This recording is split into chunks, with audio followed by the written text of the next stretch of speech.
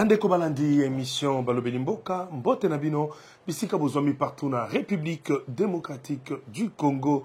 Totondi botondi na bandeko nyonso oyo boko tala biso du côté ya Canada, na États-Unis, na Australie, ba kotala biso du côté ya Israël parce que ba Congolais bazali tekuna. Ba Congolais ba kotala biso na Paris, na France, ya Belgique, na bosana kate Madame Louise Nkoyi, Zambia Batelayo, ba Congolais ba kotala biso na côté Afrique, Mobimba, Cameroun, Gabon, toye na Congo Brazzaville, toye na ba Congolais bazali na Uganda, totali bisika biso na toni bino botondi po ete boza kotala biso na nzela ya oyo tozali kobenga nouvelle tendance télévision oyo ezali télévision na bino en ligne pomesana na yango penza na yebi ete bozali kolela ete bozali susu ko capter biso te en direct mais toujours s'abonner na adresse na biso ezali nouvelle tendance TV boko zongela tozongeli déjà d'activité parce que bon moni bino moko plateau ya sika ya télévision na bino nouvelle tendance plateau ya sika ya tozali ko sala émission Balobeli Mboka yango yo bozali komona donc c'est grâce à celui qu'on appelle Alain Ndele le responsable number one.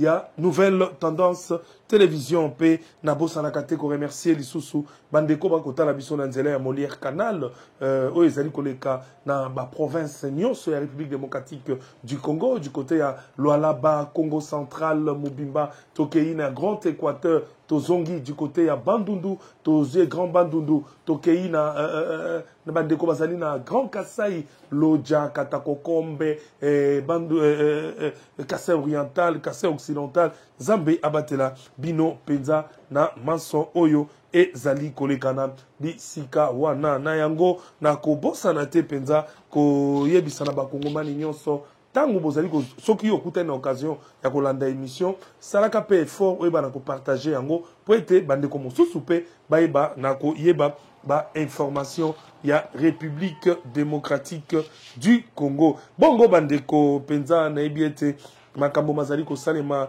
mingi kati na République démocratique du Congo makambo ezali ko sepelisa bato te tokoki mambango penza to banda émission na biso du côté ya Congo central et sika wapi la police penza ba kondia la police ya Congo central na lobela ki likambo etali ba criminel elekeli ba voyou ba bandi ba kuluna ba tozali ko benga ba to ya mabe ya lolenge nyonso kuna na Congo central kasi mosala moko makasi esalemaki o nazali ko remercier quand même ba kondia police na lobaka toujours na gouverneur ya Congo central tika ko sankapare ozwa na biloko nyonso obeyo moko yebaka ko soutenir penza police na yo quand oza ko soutenir police na yo coupe nombre pe ya ba crime et ko diminuer parce que la police a ko tchaba moyen pour être police qui ne ko kanga ba criminel ko landa ba kulune sengeli baza na ba carburant na ba jeep na bango est-ce que mitu ko na bango ezali en bon état o sombeli bango ba moto ba ko tambola na ba moto pona ko landa ba criminel ko koto bisika mususu pe ba moyen ya ba kambo belé ko senga dans la police nationale congolaise ba moyen belé ya ba matériel ya police pour être ba kapenza ko landela ba criminel oyo total en image oyo penza ba kondia la police ba kangaki ba kasser ya ba coffre fort bato ba ka kubuka ba coffre fort na ba banque bato wana bazali groupe monene ba buka ka penza ba coffre fort na ba province belé mais si na ba banque ya minene ba kenda ka voir même na ba pays mususu d'Afrique awa pona ko ko kata ba coffre fort ya ba banque en image total yango na réalisation lelo ezali ndeko Corneille Kasonga total en image. Dans sa mission de sécuriser la population et leurs biens, la police nationale du Congo central, sous le contrôle ancré du commissaire supérieur principal et commissaire provincial ad intérim, le colonel Adolphe Baoundoua Benanga a mis la main sur un groupe redoutable de casseurs de coffre-fort spécialistes en la matière qui opèrent à Kinshasa et en dehors de nos frontières, notamment en Angola, en Zambie, en République centrafricaine et au Congo-Brazzaville. Ceux-ci ont été appréhendés au Congo central à Kimpese dans le territoire de Songololo dans la nuit du vendredi 19 à samedi 20 septembre 2025 au moment où ils tentaient d'exécuter une opération de cambriolage de la coopérative Eden Copec située sur la route nationale numéro 1 en face du parking de Matadi Songololo. Sur ce, ils ont été transférés à Matadi au commissariat provincial état-major commandement par le commandant Setter Songololo pour la continuité des investigations par la police criminelle sous la direction tenace du commissaire supérieur Delphin Ngoy Kalumba. Bazali, la première forfait, c'est l'introduction. Parce que tu stockes en bango, tu n'as bango en prison, les cas qui étaient, ils sont retrouvés, ils sont dehors. Alors c'était le 19 vers 21h, chef d'antenne a besoin na Songololo. Il a eu l'information, tout le monde groupe a battu mon boy, bazako filmé Copec, oya Eden. Bazo filmé avant comment on clarté. Alors il s'est donné la peine accueillir mon bandi filature, malembe. Ces infâmes cambrioleurs sont Belinzoa Bandala alias Mondo, Omba Brandon alias Youssouf, le spécialiste en cadenas, Nzomono Minou, dit le professeur, Nzinganzao, y compris au-dessous du Kionge Olivier, le conducteur du véhicule de marque Noah, matriculé 3338 AY01 de couleur grise, loué soi-disant, qui a permis le déplacement du groupe de Kinshasa à Matadi, qui aussi a été saisi par la police en attendant que le propriétaire de la bagnole se présente. Le commissaire provincial ad intérim, le colonel Baoundwa Benanga Adolphe, a condamné avec force cet acte de vandalisme et a jeté des fleurs à la police criminelle avec des encouragements et a à la même occasion déploré la réapparition des coupeurs de route. Coup de chapeau na police criminelle et à commissariat provincial et à Congo central, baouti ko étouffer opération nyage salema na Songololo pour na ko dévaliser Copec ya Songololo. Alors tout déjouer kuwana mbongo ya bato, mbongo ya kosala misala ilingaki epumbwa nzambe asalisi par l'appui ya police criminelle ya Congo central to mettre la main sur la bande oyo oza komona bilongi na bango wana na bilili ezali bato oyo bakangi bango lelo te. Ce sont des récidivistes. Basi bakanga bango à maintes reprises na Congo central. Même la province de la ville de Kinshasa, bato ya crime, police criminelle, bayebi bango bilongi oyo. Di tombole longi nayo. Bazali bato ya sikate. Bato bayebani. Musala na bango ya wana bazali international, bakendeki ba Zambie, ba Angola, kokende kosala ba coup ya ba coffre fort. Ce sont des spécialistes à coffre fort. Alors, baliaki bayi bana Copec, to tie bango maboko, to déjouer coup wana. Toza kosenga na population, bazala toujours la vigilance, ba coopérer toujours la police, ko dénoncer ba acte ya ba criminel oyo. Bazala qui accompagné na batu phénomène eza mikolo na RN1, ba couper de route. Ba couper de route, tozali sima na bango, tozo luka bango mikolo oyo. Tronçon entre Mbanzangungu na Kisantu na Kipese na Songololo. Ba couper de route ba réapparaître. Mais tozana sima na bango, tozo senga kaka ba konzibati ya biso maboko pour que musala wana esalema Congo central population et vivre na ndenge ya kimia. Alors, commandant, vous ferez tout pour transférer ces gens à la juridiction compétente malgré bazako tika bango même si tozo sala musala. Tokanga bango boye, tokotinda bango pour la place oyo esengeli, basambisa bango. Signalons par ailleurs que ces vandales ont été saisis avec quelques effets dont des cagoules, des gants, des lance-pierres, des combinaisons de produits toxiques. Retenons également qu'ils ne sont pas à leur premier forfait et ils seront acheminés aux juridictions compétentes pour que justice soit faite. Bouti comme on a bino moko penza lolenge kani makambo wana esalemaka ezali pasi pe mawa mingi. Tozali toujours du côté à Congo central et sika wapi kondongwana ezali penza makasi na kati ya Congo central ko potono penza bosoto et koti penza mingi na kati ya Congo central et sika wapi boko kumona bino moko ba image ezali koleka sasa ipi bozali ko vivre bino moko penza mobulu et koti na Congo central le président assemblée provinciale ya Congo central to moni ete ba député provinciaux ba comprendre ete province ya Congo central ezali ko tambola malamu te ba comprendre ete province ya Congo central makambo ezali ko simba te ba crime pai ba détournement ya misole pai makambo ya mabe ezali ko salema na Congo central wana ezali ko sepelisa bango te to ebaki ete webi bino moko ba gouverneur ya ba province ba koma na ba système a ko bloquer groupe moko ya ba député ba koma ba proye ba professionnel o bazali ko travailler kaka po na ye wana ezali système moko ya mabe parce que déjà toza informé na makambo wana ete ba gouverneur ba koma ko lesa ba groupe moko ya ba député provinciaux misolo po ete atako yazali ko détourner atako azali ko sala mabe balandela ete ba kipe ete po ete ye azali kopakola bango misolo penza lokola bakopakolaka mwana mafuta na nzoto bongo na Congo central makambo ezalaki somo babengi ngai penza batalisi nga balobi ete le gouverneur Grace Bilolo azalaki na popularité makasi ya badéputés provinciaux kasi badéputés provinciaux bapaloli mokongo babendani babaloli mpe baoyo mpe bazalaka kote ya président ya assemblée provinciale ya Congo central ndeko miatezolo babalukeli ye mikongo nde bongo bandeko botala bino moko badéputé penza bakei kosangana bakomi kolala bisika moko kovanda esika moko bakolia bakomela bazali wana plus de 23 députés plus ou moins voulais-je dire 23 députés oyo bozali komona en image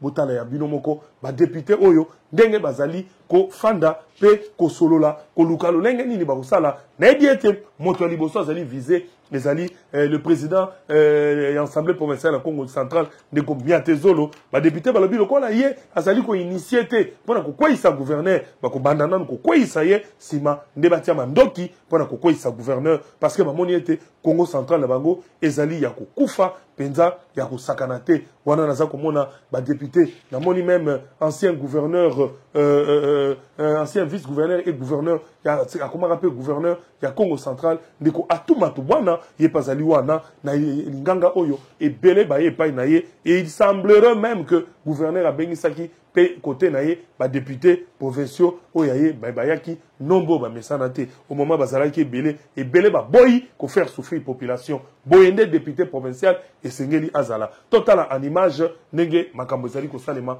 kuna bomona ba député nenge bazali ko lala esika moko ko lia pona ko yeba lolenge ni pour plénière ils a rentré par ezali mokolo mwa lobby mardi de masolo ko zala penza na yebi ete ko zala moto dans l'assemblée provinciale ya Congo central.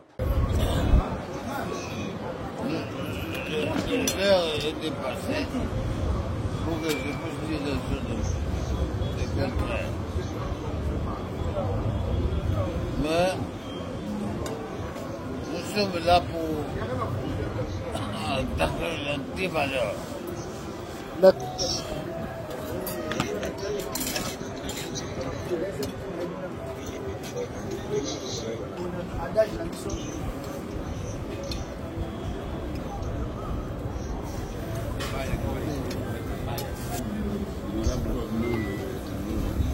Honorable, il faut baisser de votre visage. Ok. Merci beaucoup. Chef, s'il vous plaît. Chef, viens là. S'il vous plaît. Alors, il y a une fourchette.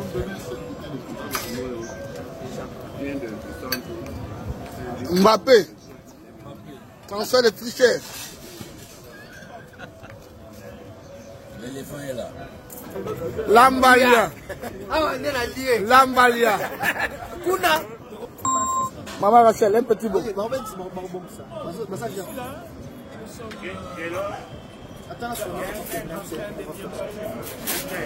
Honorable Koulou. Un petit mot. Il y a un petit mot. Congo tadidan lengon lengo. Lengo mangane dioko kuyala dioko. Kamono bambu. Udah kau gelung ya? Kepala nggak ya? Eh, Papa Tozawa. Tozawa, Papa Lan. Un petit mot. Un petit mot. N'est-ce pas? Qu'il faut venir tata. Un petit mot. Même à Guillaume. Ah bon, écoutez. Par rapport à notre province. Bien, ça ne va pas. La loyauté, c'est un bilatéral. Ok. Cette notion-là implique une double implication. Ok. Si vous êtes loyal vis-à-vis de quelqu'un, cette loyauté ne vaut pas s'il n'y a pas de chemin retour. Ok. Merci beaucoup. Honorable Kabang. Balobi à Lambalia.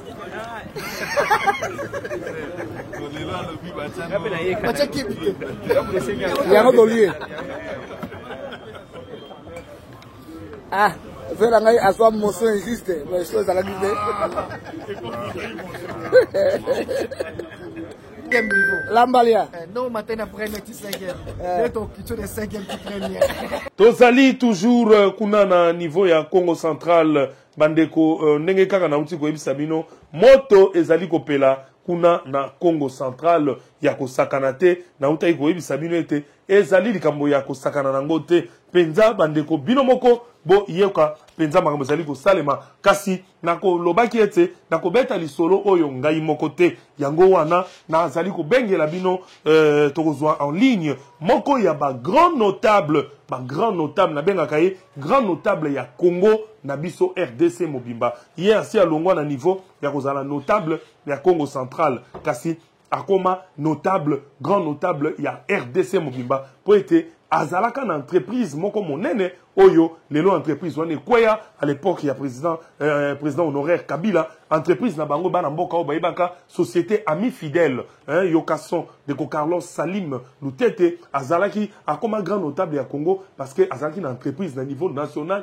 ya monene oyo ba bebisa yango likolo ya ba imone ba service ekota na baso ezalaki société ami fidèle ezalaki kosala transfert d'argent partout na Congo bana mboka bazalaki ko se retrouver ba congolais ba yebi ndenge esalaka penza musala makasi kasi likambo ya ba imone oyo ba société ba communication bayaka ko tumema na mboka oyo société ya bana mboka au lieu gouvernement ya Congo et protéger entreprise ya bana mboka gouvernement ya Congo et protéger bana mboka te et pesa privilège na ba imone oyo ezali na ba société ya communication lelo société wana mi fidèle et kota na faillite yango wana toyoka les grands notables na kombo ya ndeko Carlos Salim Lutete oyo azali akoma bongo na mikili azali bongo na vacances na mikili na poto tozali ko benga les grands notables po ete toyeba na kosolola na ye penza ameka ko expliquer biso qu'est-ce qui se passe na situation oyo ezali koleka na Congo Central wana lelo bandeko insécurité ekota makasi ndeko Carlos Salim Lutete bonsoir. Oui bonsoir ndeko Serge ndeko Carlos Salim Lutete to yoki nungu ezali makasi na côté ya Congo Central kopotana entre le président de l'Assemblée nationale na gouverneur ya Congo Central vraiment ndeko Carlos Salim Lutete est-ce que ko yebisa biso eloko nini ezali komema bango na boyokani te parce que lelo ba député bazali divisé ba député bazali d'ailleurs ko préparer motion oui pour moko pona ko sa président ya assemblée provinciale ozali koloba nini yo en tant que notable grand notable ya République démocratique du Congo pe vraiment oyo ayebi Congo Central malam. Bon merci mingi les grands journalistes Serge Fomba et puis to profiter pour na kopesa l'éternel Dieu merci.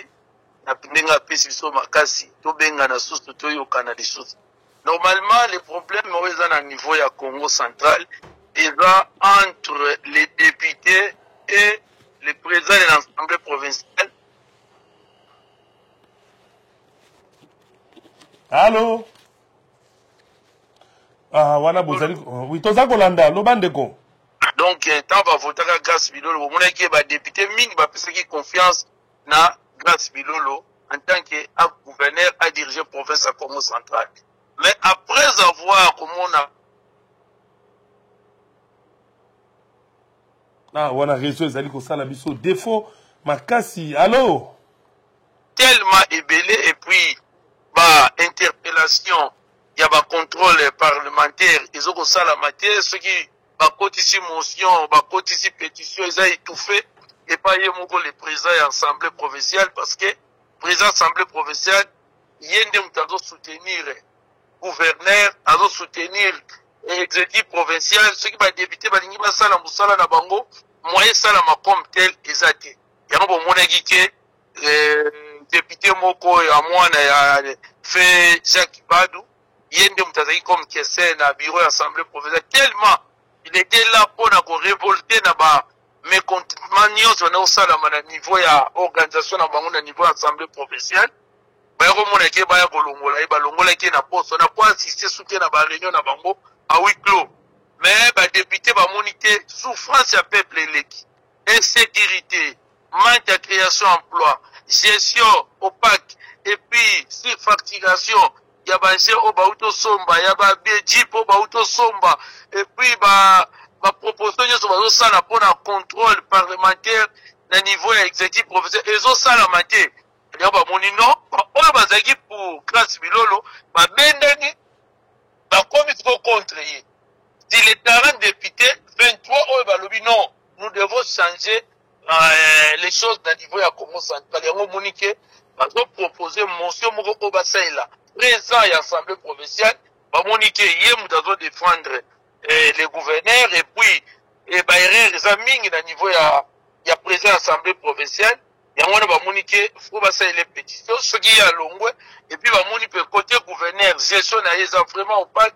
Ils ont ba bi l'équipe ye pe ba longole ko ba changer ba pondu mususu ba diriger province ya Congo central parce que Congo central les autres qui vraiment na des dérives moko ya kosakanati biso ba grand notable to lobaki déjà on a repensé ma piste de solution mais le rôle le gouverneur alingo yo ki la batute alingi pe ko yamba mutute alingi pe ko solate ba solo vraiment oyo ezali pona progression province na biso yango monike siko ba député bango moko ba comprendre ba souffrance ya peuple leki trop faut voir les situations amen.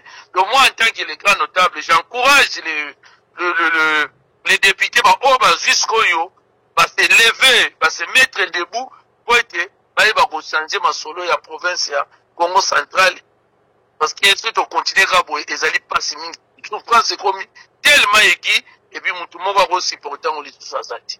Ndeko Carlos Salim Lutete lokola mutu moko ko yiko supporter yango lisusu te eloko nini kasi yo ko yiko loba na population oyo ezali ko ponaka ba député oyo parce que tu es bien peuple congolais na biso likolo ya mbongo likolo ya nzala akoma ko céder ko pona n'importe qui comme député au moment où bino ba grand notable oyo déjà bosala ba action ya minene entreprise ya munene wendi mama na Congo mobimba lokola mi fidèle oyo oza patron ya yokason eloko nyoko ebisa na population na ba pour 2028 yango ezali koya non nga eloko na koloba na peuple bazala toujours prudent et puis bazala toujours bayoka mo d'autres ba opesa bango. Et puis, tu veux dire que les députés na RDC comme bon, quand tu n'as pas d'argent, aux a difficulté ma classe politique. Il y a un moni qui est toujours bunda, ce qui n'entend sungi, qui va changer quand même l'article où ils ont la constitution. Même qu'on vote gouverneur. Donc, ils ont soutenir changement de la constitution. Oui, nous avons soutenu changement de la constitution. Est-ce que vous pouvez accepter pour les cas gouverner, il faut donner 50 000 à chaque député? Non, pour les cas députés, il faut payer 50 000. Il faut donner 50 000 à chaque député. Ah, pour les cas gouverneurs, oui. Il y a les cas gouverneurs, mon collègue. Donc, il y a des cas gouverneurs. Et c'est pour cela que nous avons dit, pour l'élection des députés, l'élection des gouverneurs, ils en ont peuple. Et puis, peuple, on a fait changer maturité na bango. Le peuple va manipuler na mbongo na $10 na $20 ba lexi mutu député. Et d'abord lexi mutu député, allez depuis gouverneur on a assommé na yé sous ba député. Sommes à 43, à l'ouki 23 députés d'ailleurs, on appelle ça un salaire chaque mois. Donc va contrôler, va vérifier et ça dit. De tout ça, souffrance on est yeux na peuple. Donc va se dire le rôle groupe na bango, on les a dit que va rouler pendant 5 ans. Et bien nous va oboza moins faible, moins koloba ezati. Nous avons les canaux Congo central. Dossier stade, dossier Marabébélé. Celui qui a dénoncé qui a moté. Mais tout ça a bloqué. Si les 51 millions de bimam n'ambongo stade, oyo kobima oyo n'ambongo stade. Tout ça déjà n'a combien de stades? 13 stades municipaux. On va voir na Congo central na 5 districts, tout ça na 2 stades, 3 stades. Mais nous avons qui n'est pas dans stade moko. Mais bon interpeller le gouverneur a expliqué, bah député incapable. So ba kotisi motion le président assemblée provinciale a bloqué. Beaucoup de sa pétition a bloqué. Yamba bonino, baba na kolongola na no président assemblée provinciale. Bon on ne ba longola gouverneur ba changer opto mususu. Parce que comme si l'exécutif provincial ya Congo central bazo peser les sous-soutés, vie ba politique, ils ne pèsent pas. Bazo peser que bazo comme même insécurité to lobeli yango combien de fois. Si on est retiré, mais c'est bon sécurité de proximité. Ba policier baza muke faut que zonga escona sima solana ba grand notable au ba solo ba yebso comment on réduire insécurité puis création emploi ou bien emploi et puis ba côté on ba créer emploi ni OK ngam ngo les grand notable n'a fait qu'attaquer par les kuluna mais Maintenant, on a pris ce moment de billet vert, na souka na balobini. Na tuni ba toko solo. Mais pour dire aux taquer ba les grands notables, tato. Mais dans Roudi avait, qui ça le qui est levé. C'est là où j'ai compris, donc ba kuluna oyo, et ça bloqué par les hommes politiques. Si on crée l'emploi, nous allons tous changer. Mais tant que tu as créé emploi, nous sommes pas chip, tu peux si ba gouvernant, tu peux si ba député, tu peux si ba oyo. Tant que tu as un souci à peuple, on a été papa c'est tu reçois un rabis sur la place moko guerre fois de continuer tala na route matati de bazo take bato bazo kanga babis bazo boto na biloko tout na nzela boma mais makambo ezalaka te bako kota soza na mbongo te bakati o masete mais si to recenser bango to créer emploi to pesi bango mais pas c'est ngana ko sasuna terre ko saki kolon nous allons réduire ça mais les gouverneurs ont comprendre que ba autorité bazo comprendre que to gangi to combien de chef de l'état to combien de premier ministre mais parce que comprendre que on n'a pas fait ça, il n'y a pas la situation Congo central. Et nous sommes obligés de parler. Merci beaucoup, le grand notable Carlos Salim Lutete. Donc, on s'est là, autant qu'on voyait à Kinshasa, on en direct, na plateau, na biso, il y a émission. Ok, merci beaucoup, Ndegolana Serge, que l'éternel vous bénisse. Merci, qu'il vous bénisse aussi. Wana Touti Kolanda Penza, le grand notable Carlos Salim Lutete Loi Kanda. Tokimi Mbango Penza, du côté il y a Snell, yo Tomona qui Penza, Tango Basala qui remise et reprise entre les DG sortants, Monsieur Lucinde, dans les DG entrant de Kolwemba, donc total abinobo mon abinomoko, soki mutasali musala malamu, bayambakaye malamu, kasi so osali musala mabe, population pe yakoyi, sambusa yo, total apenza, ndenge population, et sambusa ki kombo, ya DG sortant na SNEL.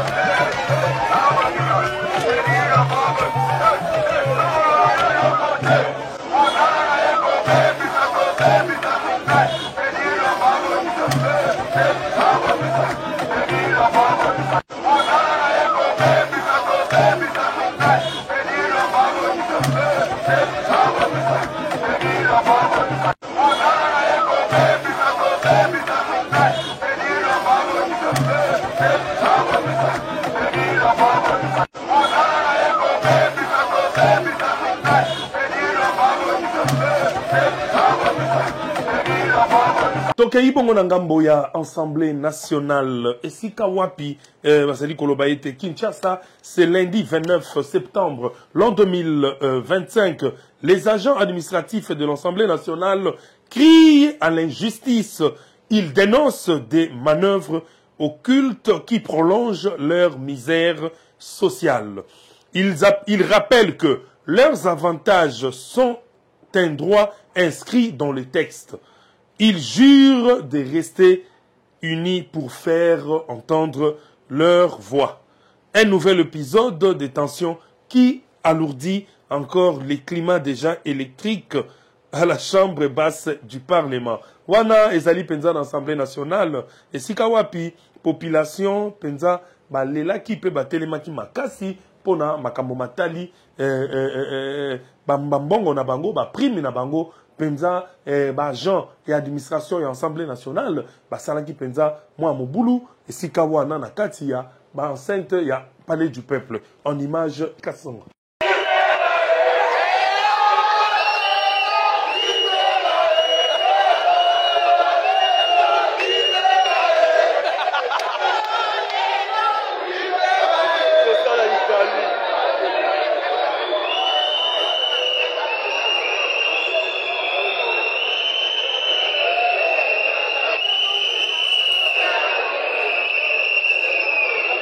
Vraiment, vous aviez compris de vous-même, Ndenge population, Ezali Badouan Nabango, et Sengeli, ba revendiquer ndenge ba revendiquer wana tokei na ngambo ya New York sika wapi salemaki mokolo moi jeudi le 25 septembre l'an 2025 la ministre d'État Thérèse Kaikwamba Wanière a officiellement réceptionné les nouveaux sceaux officiels certifiés et sécurisés pour les missions diplomatiques de New York et de Washington, remis par le ministre de la Justice et garde des Sceaux Guillaume Ngefa à Andali. Donc, Bilokoyo, Bomona Binomoko, était ministre de la Justice, apesa ki bongo mama Thérèse Kaikwamba, ouais, Zali, Kosimba Penza, ministère des Affaires étrangères, caché à Sika, so, pour être, te makamboyo, et sengela kopé sabatu biloko à Sika, pour être ezala, malamu mingi, en image totale yango. C'est une courte cérémonie pleine de signification, organisée ce jeudi à la mission permanente de la République démocratique du Congo auprès des Nations Unies à New York.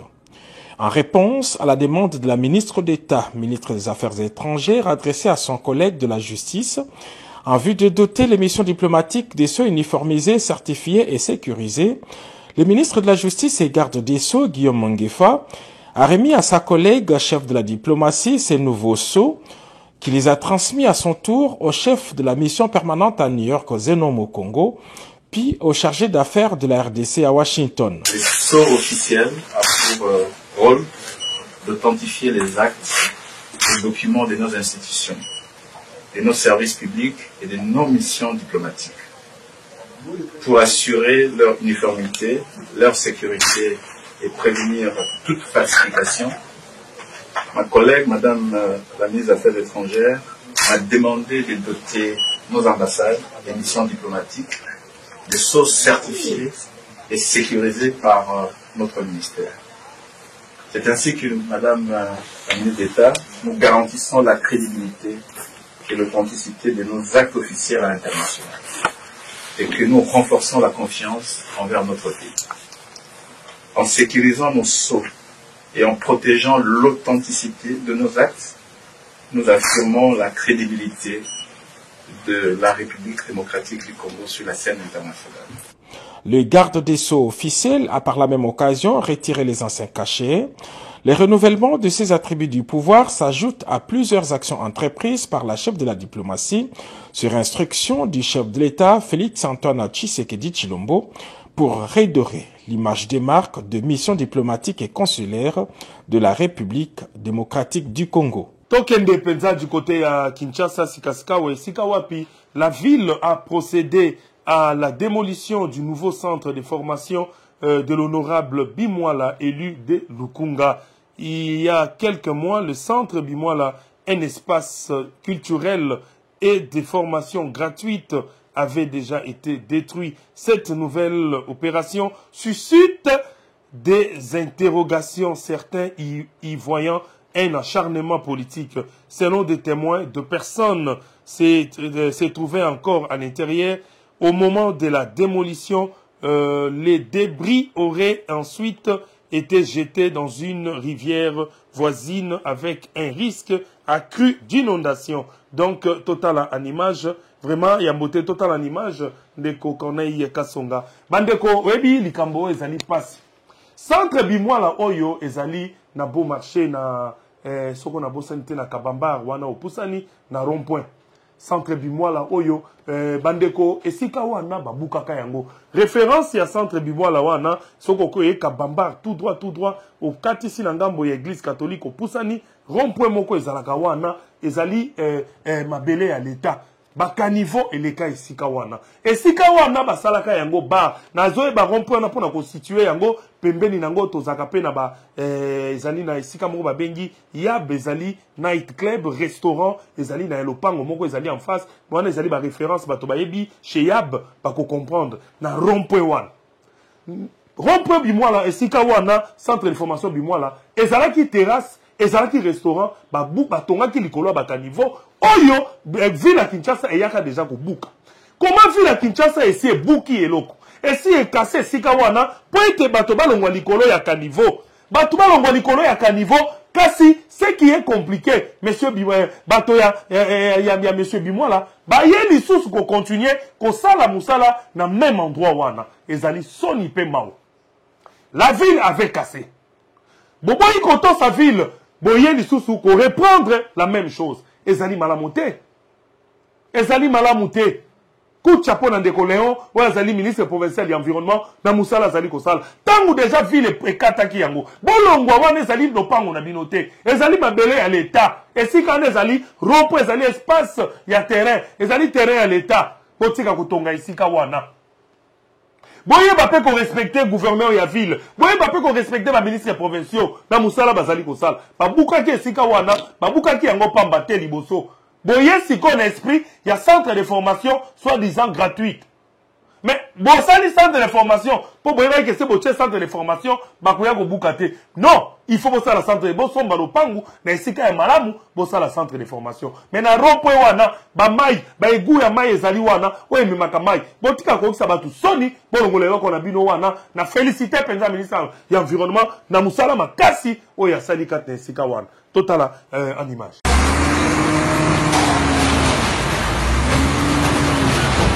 Maintenant, dites-moi, votre action va jusqu'où?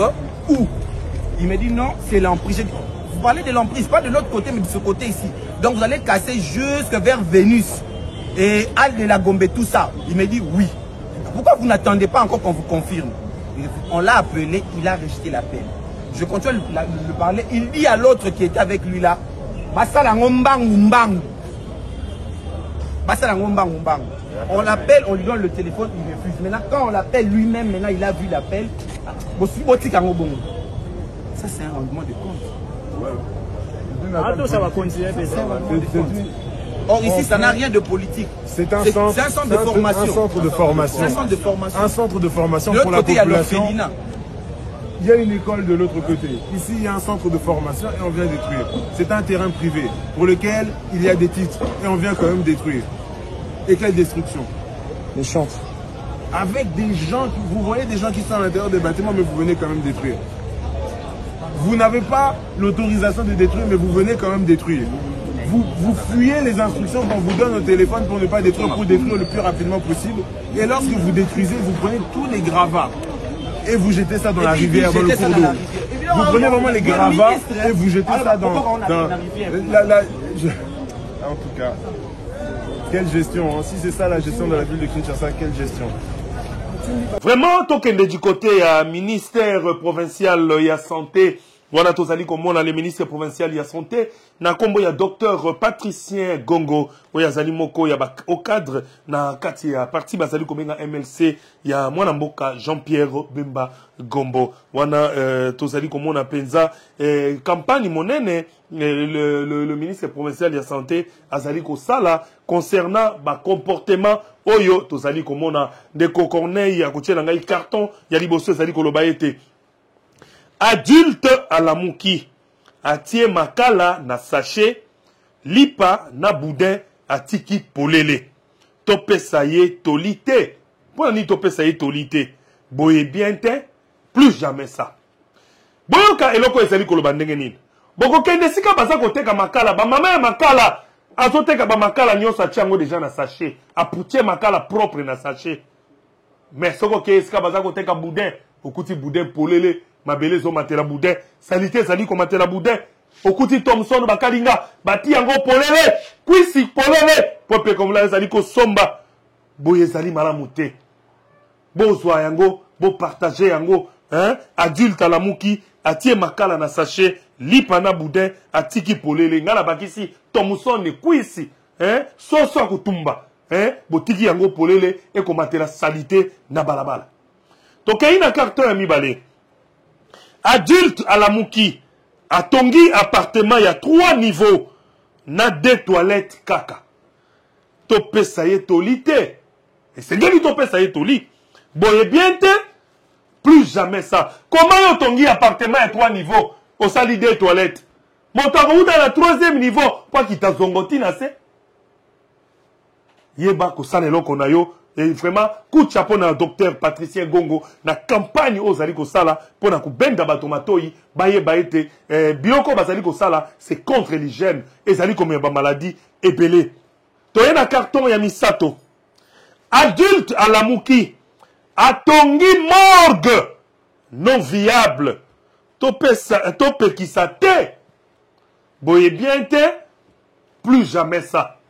Yo, tata mukolo na misolo na yo, oza kotonga morgue, esika population azali, morgue na yo ezali na ba condition hygiénique te, morgue na yo ezanga incinérateur. Et bon tango sala bato, pour nous embaumer bato. Ba salité wana, otimo na nka libulu okundi, boko boma population eza pembeni. Hein? Coup de chapeau na yo, docteur Patricien Gongo, na campagne au moneno zaliko sala. Je rappelle, il est le ministre provincial de la santé de la ville-province de Kinshasa. Na yo pe muto sala morgue na matete, na kati ya wenze. Tokotinda le docteur Patricien Gongo, aya kota la morgue wana ya matete. Penza, soke ezali na ba condition, soke ezali na esiga ya malamu. Parce que na kati ya wenze monene bongo, ko sala morgue, ezali malamu te. Adulte à la mouki, atongi morgue non viable. Topé qui sa te, boye bien te, plus jamais ça. Tokei na carton, ya souka, 4e carton, ya semaine, ya journée de balobi, adulte à la mouki, atongi terrasse, sans toilette. Topé ça y est, tolite, boye bien te, plus jamais ça. Bato terrasse, yo sala terrasse na yo. Toilette ezalaka te. Soko moto alinga akende zongo esengelo ebisa bima na balabala. Asala ngo na tinel mingi na bandalungwa. Asala na tinel na baba rebele wese ezalaka te. Moto akomena masanga esika kopise ezate. Vraiment coup de chapeau na esika moko nga na vandaka mwa moke na Karibu Beach. Kuna na Karibu Beach soko okei okuta zongo eza ebele na Karibu Beach okuta pena ba porte ya bazongo. Tokendaka ko visiter na nzela ya mai otuni balakisa o Karibu Beach juste côté ya pharmacie kuna okuta bazongo ezali ya kitoko. Adulte à la mouki atongi terrasse sans toilette. Topesa ye tolite. Oko sala terrasse. Zala pe na toilette te. Zala pe na Jean moko tia wana. Po eta so pakakisi na toilette. Coup de chapeau na docteur Patricien Gongo, le ministre provincial de la santé. Tokei na ngambo ya Lualaba esika wapi na ebisa kabino ete. Soki ezali na ministre provincial ya intérieur oya sala kamosala malamu. Ezali kaka excellence Roy Kambama de Philippe. Moi ezali ministre provincial ya Lualaba po ete ya sala kamosala sans complaisance. Donc azalaka déjà motoyo a supportaka te. Population ya Lualaba a souffri, population ya Lualaba a mona pasi. Toujours na ndenge ya idéologie ya mama gouverneur Fifi Masuka Saini ye vraiment a lingaka pete komona ba crime topé ba désordres dans la province na ye yango apona penza ministre oyo azali vraiment compétent. Bongo botala bino moko balobi ete une bande des inciviques a été présentée ce vendredi 26 septembre au ministre provincial de l'Intérieur et Sécurité Roy Kamba Mayonde Philippe par la police criminelle Bureau de Manika. Il est reproché à ces citoyens en marge de la loi de s'être organisés en vue de ravir de force le bien appartenant à autrui. Donc bato ya mitema mabe oyo badongolo miso ko botoloko bato biloko bazali ko sala ba makambo ya mabe na mabe ba crime ya ndenge nyonso ko yiba biloko na bato police criminelle penza lokola kopelaka bien na ministère ya intérieur armée topé armée pe lisusu pe ministère tozali koloba ba service à sécurité bazali ko coopérer bien na ministre na bango ya intérieur Roy Kambama de Philippe botala bimo kwa image ndenge ba civique oyo ba shimbami ba kangami pe ba kokenda na boloko. C'est un joli coup de filet réalisé par la police criminelle Bureau de Manika entre mardi, mercredi et jeudi 25 septembre. En effet, 36 inciviques ont été maîtrisés dans ces opérations, dont 22 qui avaient vandalisé les petits magasins des paisibles populations à la Repax, Kanina et Mascotte. 8 coupeurs de route de Motoshi ont été également ramassés alors qu'ils ravissaient les biens de la paisible population dans cette partie de la ville de Kolwezi. Et pour terminer, Major Kalaou a également présenté 6 spécialistes de Kleboa connus dans les milieux sous le nom de Kakonon. Après avoir suivi avec attention les explications de cet officier supérieur de la police sur le déroulement des opérations qui ont abouti à l'arrestation de ces hors-la-loi, le patron de la sécurité en Provence, Roy Kambama Mayonde Philippe, a de prime abord remercié la police pour le travail abattu, tout en signifiant que son excellence Fifi Masuka Saini, gouverneur de province, met des moyens en jeu, question de faciliter la police à faire son travail et surtout de mettre hors état de nuire tout ce qui compromettent à la sécurité de la province. Nous avons rassuré Bandoukou Bote, Bakanina, la mascotte, Bapax, Bale Bote, Bari vandaliser ma petit magasin ya police anafanya kaji munaona bo abatu na babamba. Mwe murienda kuvunja bintu ya bantu. Je ne sais pas pourquoi. Kesho muna pita mu flagrance. Comme ça, ba mi condamner mbele mu association de malfaiteurs ju mwende mukapumjike ku prison. Mulwalaba fujo tunakatala sana. Mama Fifi anakatala fujo hadi leo au kesho. Fujo hakuna. Unafanya fujo kiloko tutakushika. Nina remercier Major. Mwendeleshe kazi pour que tumalizane tuna avanto. La force reste à la loi. Pour l'instant, ces jeunes délinquants méditent leur sort entre les quatre murs de la police criminelle en attendant la fixation de leur sort à l'issue d'un procès en flagrance qui se tiendra d'ici 24 heures au parquet des grandes instances de Kolwezi. Bouti comme on a bino moko ndenge excellence Roy Kamba Maunde Philippe Asili Penza ko lobela bato oyo na mabe nyonso basalaki wana na bosa na kate penza ko remercier otali ko benga Henri Lévôtre Kalala oyo azali chargé à communication ya ministère provincial ya Lualaba wana Mobimba po ete musala tango ezali ko sala matope mutu soka za ko sala musala malamu esengeli ko remercier ye na oyo ya malamu azali ko sala. Toujours na Lualaba wana tokosolo la sikasikawa na oyo etali penza parti bazali kobenga Fidek ya mama Fifi Masuka Saini yende azali responsable numéro 1 ya parti wana Fidek kasi boye ba ete parti Fidek jeunesse nango ya Lualaba esimbami na l'homme le plus compétent de la jeunesse na kombo ya le directeur Trésor Mamba, le directeur Trésor Mamba d'ailleurs que je souhaite bon séjour à Lubumbashi. Vraiment le directeur Trésor Mamba to talisana bino ete azali président Ligue des jeunes ya Fidek kuna na Lualaba pe ayebi prezali la seule l'unique personne oyo azali na maîtrise ya kosala ba campagne, azali na maîtrise ya jeunesse, azali na maîtrise ya population, azali le monsieur qui oyo aboya ko postuler comme étant député national. Na Royeb Sabino, il a la population terrible. Ce jeune a une population immense na province na Lualaba, mais aloba qui a postulé comme député national pour esengela qui a soutenu campagne ya mama Fifi Masuka Saini azali gouverneur des provinces wana lokola azali moto ya ba idéologie botala idéologie oyo maître Trésor Mamba azali nango sikoyo ezali ete bazali koloba en marge de la célébration du 15e anniversaire du Front des indépendants pour la démocratie chrétienne Fidek, le président provincial de la Ligue de jeunes du Lualaba, maître Trésor Mamba, annonce l'organisation d'une grandiose manifestation politique ce 10 octobre au siège fédéral du parti.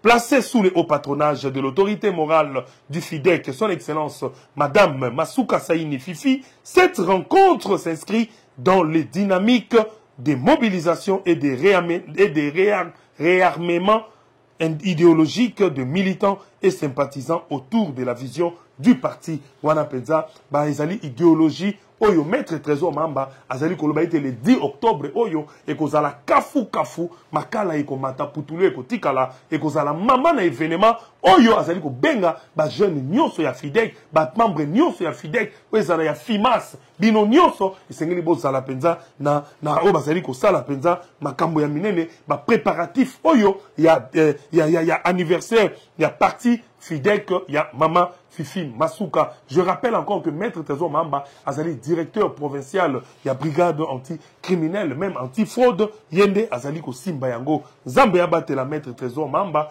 abate la famille naye, pour ete esengeli bino pe ma membre ya Fidek, bo sambe la kamingi pona maître Trésor Mamba, po ba jaloux. Balinga komona bato ya motema malamu te, ba jaloux, balinga komona moto yebi musala te. Coup de chapeau à maître Trésor Mamba Matula. Bongo bandeko tokende sikoyo penza tozali kokoma na suka ya émission na biso nazali kotondo botondi na bandeko nyonso bazali kotala émission eye balobeli mboka coup de chapeau na tozali kobenga le PDG Géry Nembalemba oyo azali patron ya Molière Canal na bosanité lisusu Alain Dele na patron ya Nouvelle Tendance Télévision na pe bandeko mosusu oyo bazali kotala émission et merci beaucoup na Lutula Trading Company société ya mwana mboka ya solo ndeko Jules Olango Nzambe abatela yo na musala makasi ozali kosala pona Lutula Trading Company peuple congolais ba entreprise ya mboka les ministres boye ba ko soutenir ba entreprise ya bana mboka lokola Lutula Trading Company ya ndeko Jules Olango kuna na Durba ba gouverneur boluka Lutula Trading Company